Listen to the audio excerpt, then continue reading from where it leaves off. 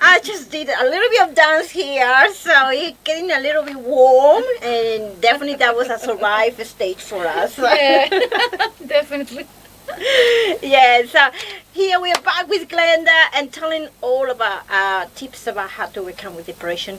I would like to also ask you something. How about people they don't even realize that suffer from depression? For those people who think it's just they're going to a normal stage of life and then they just don't want to go maybe to psychologists and they're just refusing to talk about it.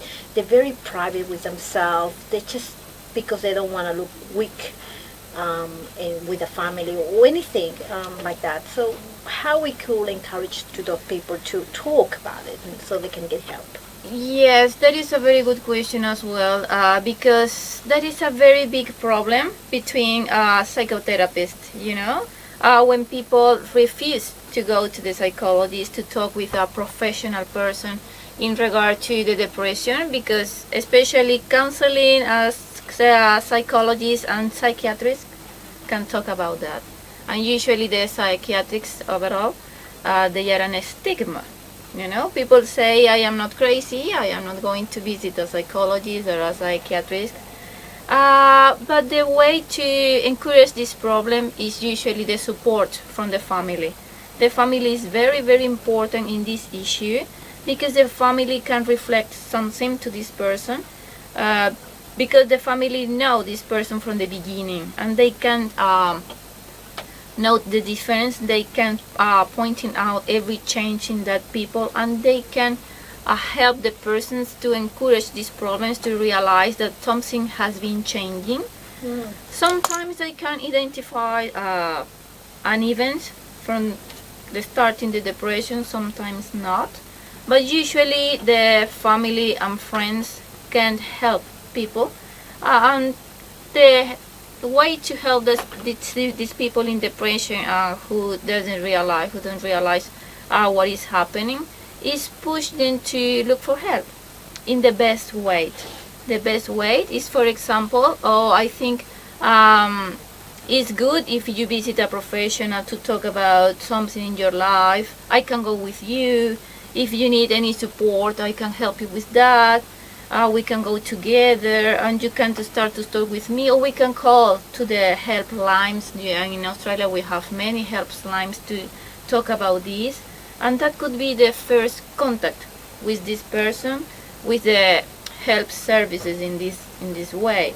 Of course, if the person is really refused to receive this help, the action from the family and friends should be limited in this way.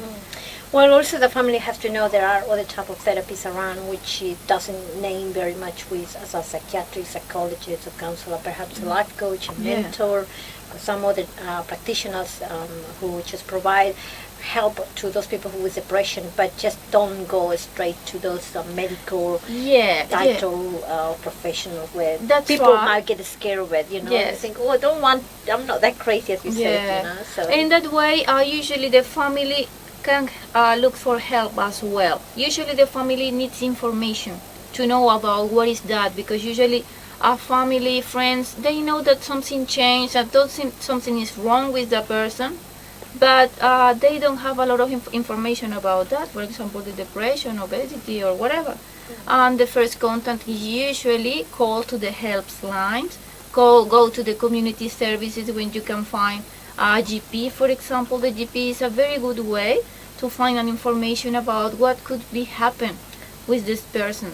So what happened with those people who go to the GP, and the first thing that the GP might describe them is take this tablet, take medication. I mean, instead of having this finding another sources around to overcome with those issues, or even just to give the opportunity to develop it in a different way. What do you think about people should go straight to take medication as soon as they know they suffer from that is depend of the level of depression, because depression have levels. One thing is a depression for something reactive. For example, if you lost a family, it's normal to feel low mood, depression for a couple of weeks or 2 weeks or something like that. But when the intensity of the symptoms is really high, for example, you can't stop to be sad all the day. You are crying every time, many times during the day. You can't sleep, for example, thinking in problems, and usually in your mind the problem doesn't have any solution, for example. All the view of the life for you, for example, is negative. You can't find a way to see any alternative or happy moments in the life. The intensity is really higher. And the highest intensity is when you are thinking about finish your life for yourself, for example. In that cases, you need help. You need medication, for example, because you need to encourage that moment. Is the intensity when the intensity of the depression is really high, you need an action really high as well.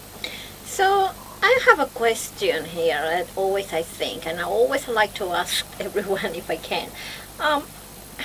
Why some people suffer from severe depression and some of the people don't even suffer from depression or maybe very mild depression? So what is the difference? Why people, some they're very extreme and some they just move on very quickly?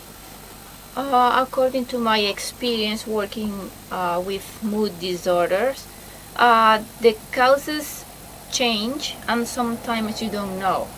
Alright, usually you have a combination of the different elements, your biological body, your personal resource, and the environment. When you combine that elements, your body responds in any way. Alright, and some people respond to this combination with a very, very high depression, and some people take this depression in a low level, and they can do something not simple, but something accessible to encourage the depression. And some people need to go to the hospital or need strong medication for that, or other treatment that are more stronger. Yeah, we pick up on that. Yeah, that's right. After some commercial break. Let's do that.